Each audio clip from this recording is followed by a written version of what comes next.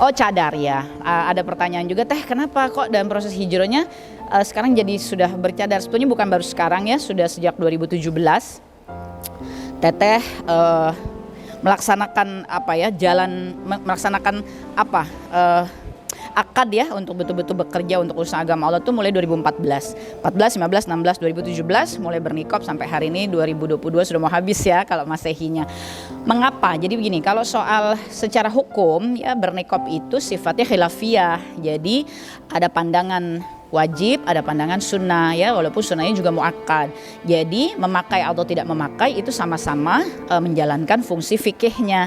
Ya, yang memakai maka dia bisa mengambil pandangan wajib atau pandangan sunnah, yang tidak memakai maka menjalankan ketentuan yang sudah mapan dari Allah, yaitu tutup aurat dengan toleransi telapak tangan dan wajah, itu toleransinya.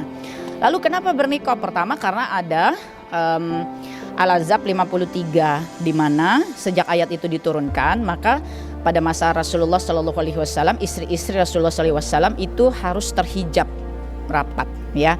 Sejak ayat itu diturunkan, maupun keluar rumah pun harus bersedekup gitu, sekedup. Jadi di atas unta tuh mesti tertutup rapat, duduk di dalam. Keluarnya dari rumah menuju unta itu harus tertutup rapat gitu ya. Ini sejak ayat ini diturunkan. Jadi artinya ada contoh dari istri-istri Rasulullah SAW. Walaupun pada masa itu ketika sahabiyah bertemu Rasulullah dan tidak menggunakan cadar, tidak menggunakan niqab, itu tidak diharamkan asalkan tutup aurat secara tepat setelah surah Al-Ahzab 59, An-Nur 31 itu diturunkan oleh Allah Subhanahu wa taala ya, yang memerintahkan apa? Muslimah pakai jilbab, jalabiyah, yaitu pakaian longgar yang menjadi pelapis dari pakaiannya sehari-hari, dijulurkan ke seluruh tubuhnya. An-Nur 31 itu ha mim ra, himar gitu ya. Himar itu artinya menutupi kepala sampai dada dan terjulur, yang menjulur menutupi dada ya. Nah ini yang diwajibkan dengan toleransi sekali lagi telapak tangan dan wajah. Maka kaki pun kita mesti tutup sebetulnya ya dengan kaos kaki, atau Nabi suruh waktu itu panjangkan gamis perempuan supaya dia tidak apa-apa menyeret-nyeret ya, asalkan kita tahu bahwa tempat yang kita jalani itu bukan tempat berkumpulnya najis-najis. Kalau kita tidak tahu, maka Nabi mengatakan tanah-tanah yang engkau injak itu menjadi penghapus kotoran sebelumnya. Jadi tetap kedudukannya pakaian kita itu bersih, asalkan niatnya memang untuk menutupi aurat. Tapi kok masa kini kan kita dimudahkan dengan ada kaos kaki, kan seperti itu ya. Nah sekali lagi bernikop ini tentu tujuan teteh yang pertama adalah melaksanakan ya ketentuan di dalam Islam, walaupun ada pandangan wajib dan sunnah begitu ya. Tapi contohnya ada gitu ya, istri Rasulullah SAW. Jadi kita mengambil contoh dari Ummahatul Mukminin. Yang kedua, karena teteh tahu syahwat dunianya teteh itu seperti apa berdasarkan kehidupan yang sebelumnya. Kehidupan teteh yang sebelumnya itu kan maaf-maaf yang dikedepankan tuh fisik, wajah, penampilan, tubuh, kan seperti itu. Ya, itulah yang menjadi modal untuk mendapatkan popularitas, uang, karir, prestasi dan semuanya. Jadi syahwat dunianya kuat. Nah, kalau teteh tidak berikhtiar mengendalikan syahwat dunia itu, ya tentu saja potensi-potensi untuk dijungkirkan kembali oleh iblis dan bala tentaranya kan sangat besar ya.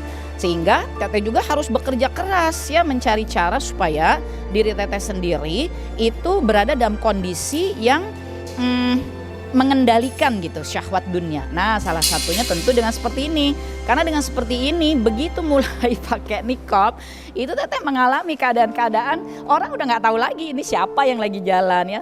Tapi kalau tahun-tahun awal menutup aurat karena wajahnya juga masih terbuka, maaf tapi kemana-mana pun orang masih mengenali ya.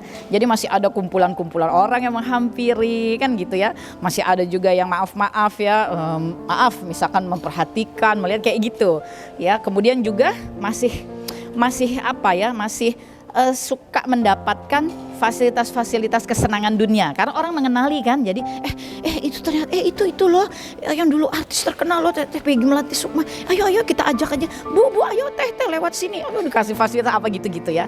Itu kan syahwat dunia yang mengkhawatirkan. Maka teteh harus mencari caranya. Nah tentu ini cara yang juga teteh pilih ya, untuk bisa teteh juga mengendalikan diri teteh gitu ya dalam syahwat-syahwat duniawi. Nah kira-kira seperti itu. Maka kita ini semuanya harus menjalankan fungsi muhasabah.